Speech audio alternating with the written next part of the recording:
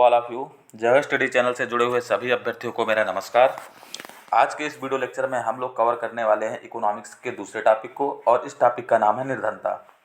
जैसा कि आप सभी लोगों को पता है कि उच्च न्यायालय समीक्षा अधिकारी और सहायक समीक्षा अधिकारी का विज्ञापन बहुत जल्द आने वाला है, और इस परीक्षा की सबसे खास विशेषता ये है कि बहुत कम समय में आयोजित करके अपने परिणाम को ये घोषित कर देती है। तो 6 से 7 महीने के भीतर ही नौकरी पाने का यदि आपका इरादा है, यदि आप जुनूनी किस्म के व्यक्ति हैं और आपको लगता है कि आपके हाथ में 1 साल के भीतर या 7-8 महीने के भीतर आपके हाथ में अपॉइंटमेंट लेटर आ जाए, तो इससे अच्छा और कोई मौका नहीं हो सकता है। हाँ, लेकिन इसकी मेरिट जो है वो काफ़ी हाई रहती है। इसके लिए आपको ढंग से तैयारी करनी पड़ेगी, टाइपिंग टेस्ट भी पास करना पड़ेगा। जैसे ही आपका एग्ज़ाम हो जाएगा उसके थोड़ी ही देर बाद आपकी टाइपिंग भी करा ली जाएगी। तो साथ में आपको टाइपिंग भी करते रहना है, और इसमें संभवतः जो है केवल अंग्रेजी टाइपिंग ही आती है, तो अंग्रेजी टाइपिंग पे आप अपना कमांड जो है वो कर लीजिएगा। वो मेहनत करके खैर हो जाएगा, लेकिन रिटन एग्ज़ाम भी एक बहुत बड़ी चुनौती होती है। तो इस चुनौती को आप स्वीकार करिए और अभी से पढ़ना शुरू कर दीजिए बिना समय गंवाए। इकोनॉमिक्स का पहला लेक्चर आपके यूट्यूब चैनल पे अपलोड हो चुका है। ये इकोनॉमिक्स का दूसरा लेक्चर है, तो इसको बहुत ध्यान से सुनिएगा। बड़ा छोटा वीडियो होगा, 10 मिनट के अंदर निर्धनता वाले टॉपिक को हम लोग कवर कर लेंगे। इससे जितने भी सवाल बन सकते हैं, जितने सवाल अभी तक बने हैं, सभी चीज़ को हम लोग 10 मिनट के भीतर ही कवर कर लेंगे। चलिए सबसे पहले देखते हैं कि निर्धनता होती क्या है। निर्धनता की थ्योरी क्या दी गई है। परिभाषा इसकी दी गई है कि जब व्यक्ति अपनी मूलभूत आवश्यकताओं की पूर्ति नहीं कर पाता है तो वह निर्धनता की श्रेणी में आता है। अब एक चीज़ मैं आपसे बता दूं कि हर देश में जो ये मूलभूत आवश्यकताएं हैं वो अलग अलग हैं। विकासशील देश की अपनी एक मूलभूत आवश्यकता होती है, वहाँ के नागरिकों की अपनी मूलभूत आवश्यकता होती है। विकसित देशों की जो मूलभूत आवश्यकताएं हैं वो थोड़ा सा अलग हो जाती हैं, और अविकसित देशों की मूलभूत आवश्यकताएं कुछ अलग होती हैं। कुछ ऐसे देश हैं जिनके पास सबसे बड़ी समस्या रोटी की ही है, उनके पास रोटी ही उपलब्ध नहीं है। तो वैसी स्थिति में उनके लिए तो रोटी ही सबसे महत्वपूर्ण चीज़ है कि पहले पेट में अन्न जाए। अगर पेट में अन्न नहीं जा रहा है तो वो गरीब श्रेणी में रखे जाएंगे। भारत जैसे देश में क्या है, विकासशील देश में, यहाँ पे अगर आपके पास रोटी नहीं है, आपके पास कपड़ा नहीं है, अगर आपके पास मकान नहीं है, आपके पास शिक्षा की उचित व्यवस्था नहीं है, आपके यहाँ सही से अस्पताल नहीं है, तो ये जितने विकासशील देश हैं इनमें तो ये मुद्दा मेन रहता है। अगर आपके पास रोटी, कपड़ा, मकान, शिक्षा, स्वास्थ्य, बेहतर पेयजल की व्यवस्था नहीं है तो आप गरीब माने जाएंगे।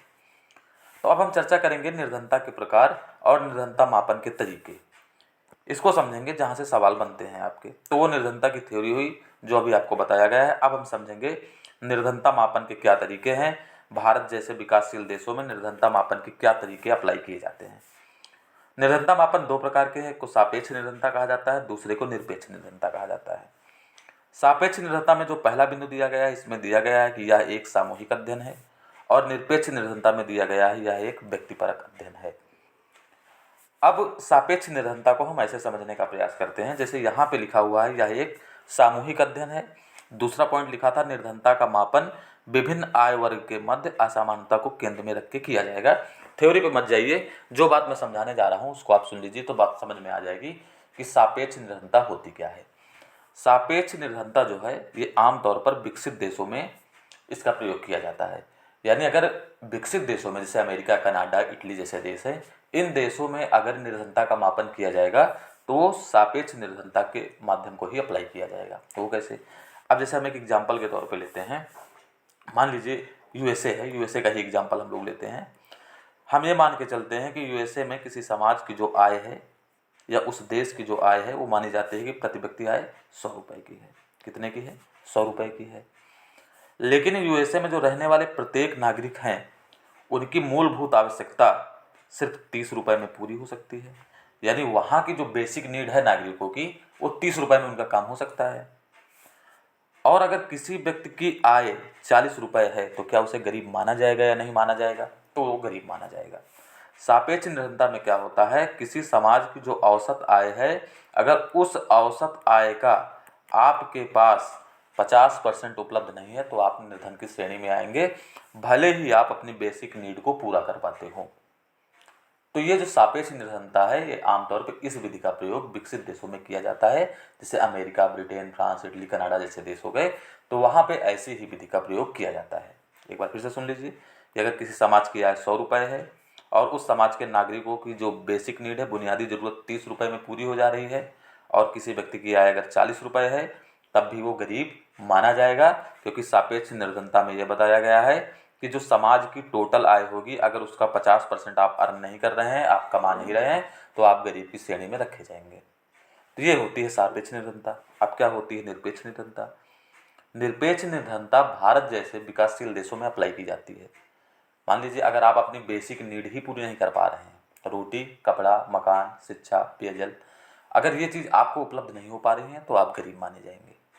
ठीक, तो यहाँ पे जैसे क्या था कि बेसिक नीड तो 30 रुपये में पूरी हो जाती थी, आप आय जो है 40 आपकी थी, तब भी आप गरीब माने गए थे। लेकिन भारत जैसे देशों में क्या है कि जो भी मानक रखा गया है बेसिक नीड का, यानी बुनियादी ज़रूरतों का, अगर आप उसको पूरा कर ले जाते हैं तो ये 50% वाला आंकड़ा वहाँ पे ज़रूरी नहीं है, तो फिर आप गरीब नहीं माने जाएंगे। अपने यहाँ निर्धनता मापन के क्या तरीके हैं? तो जैसे आप हम देखेंगे कि भारत में निर्धनता मापन के कौन कौन से तरीके हैं, तो उसको यहाँ पे हम लोग देख लेते हैं। जैसे कैलोरी मापन के आधार पर किया जाता है, NPCE यानी प्रति व्यक्ति मासिक उपभोग व्यय, यानी प्रत्येक व्यक्ति पर मंथ कितना जो है अपने ऊपर खर्च करता है, इसको देखा जाता है। और उपभोक्ता मूल्य सूचकांक, इनके आधार पर अपने यहाँ पर गरीबी का मापन होता है। अब प्रश्न उठता है कि विकसित देशों में क्या क्या है, किस विधि से? तो वहाँ पे लारेंज वक्र विधि है, गिन्नी गुणांक विधि है। इसकी चर्चा हम लोग फिर कभी कर लेंगे। फिलहाल एग्जाम ओरिएंटेड चीज़ें ये नहीं है कि एग्जाम में इनसे सवाल बनता हो, तो इसकी चर्चा भी नहीं करेंगे। अगर आप कहोगे तो किसी दिन वीडियो हम बना देंगे कि गिनी गुणांक मेथड क्या है और लारेंज विधि क्या है। अब हम लोग चर्चा करने वाले हैं जो सबसे महत्वपूर्ण टॉपिक है निर्धनता का, कि कहाँ से सबसे ज़्यादा सवाल पूछे गए हैं अभी तक।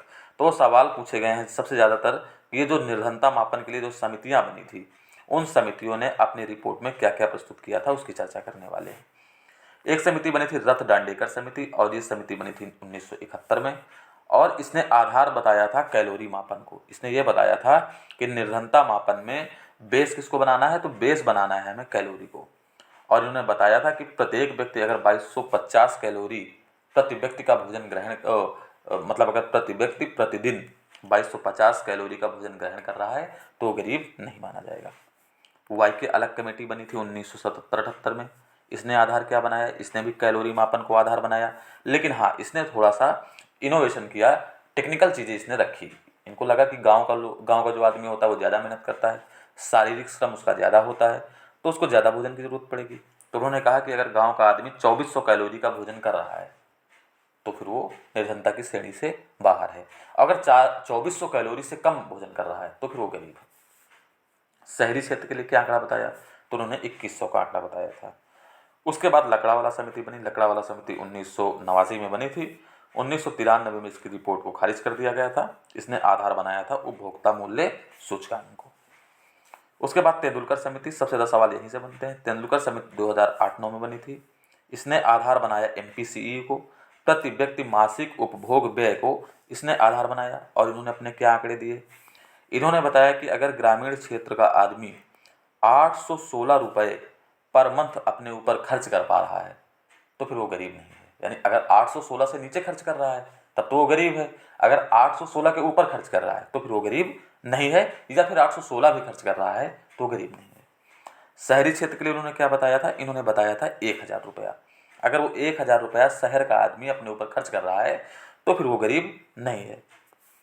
निर्धनता इन्होंने बताई थी कि उस समय जो भारत में 21.9% लोग गरीब हैं, बाकी लोग निर्धनता रेखा बनाई गई थी उससे ऊपर है। उसके बाद रंगराजन समिति बनी थी। रंगराजन समिति 2012-13 में बनी थी। इसने भी आधार बनाया था NPCE को, और उन्होंने ग्रामीण क्षेत्र में जो आंकड़ा दिया था वो 972 रुपये का दिया था, और शहरी क्षेत्र में जो आंकड़ा दिया था वो 1407 रुपये का दिया था। यानी गांव का आदमी अगर अपने ऊपर 972 रुपये खर्च कर रहा है तो फिर वो गरीब नहीं है, और अगर शहर का आदमी अपने ऊपर 1407 रुपये खर्च कर रहा है हर महीने तो फिर वो गरीब नहीं है। इन्होंने बताया था कि उस समय जो गरीबी थी वो 29.5% थी, यानी 29.5% लोग निर्धनता रेखा से नीचे थे, यानी वो गरीब थे। और तेंदुलकर ने कितना बताया था? 21.9 बताया था। और रंगराजन ने कितना बताया था? तो 29.5 बताया था। एक बार सरसरी निगाह से देख लेते हैं। रथ डांडेकर समिति 1971 में बनी थी, वाई के अलग 77-78 में बनी थी, लकड़ावाला 89 में बनी थी, तेंदुलकर 2008-9 में बनी थी, और रंगराजन जो है वो 2012-13 में बनी थी।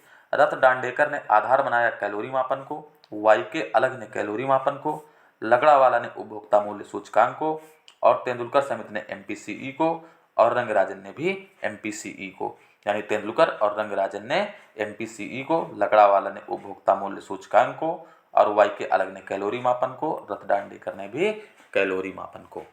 तो आज के इस वीडियो लेक्चर में हम लोग इतना कवर करते हैं। बाकी मिलते हैं आपसे नेक्स्ट वीडियो में, और कमेंट करके ज़रूर बताइए कि वीडियो आप लोगों को कैसा लगा। फिर नेक्स्ट वीडियो में आप लोगों से मुलाकात होगी। तब तक के लिए बहुत बहुत धन्यवाद।